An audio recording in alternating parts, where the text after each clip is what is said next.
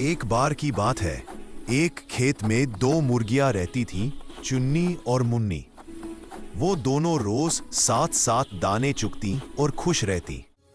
उसी खेत में एक लालची मुर्गा भी रहता था, जिसका नाम था टोनी।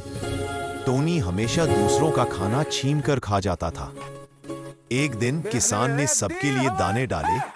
जैसे ही चुन्नी और मुन्नी दाने चुगने लगी, टोनी दौड़कर आया और बोला, ये दाने मेरे हैं, दूर हटो। दोनों मुर्गियां दुखी होकर पेड़ के नीचे चली गईं। थोड़ी देर बाद एक बिल्ली आई और वही दाने खाने लगी।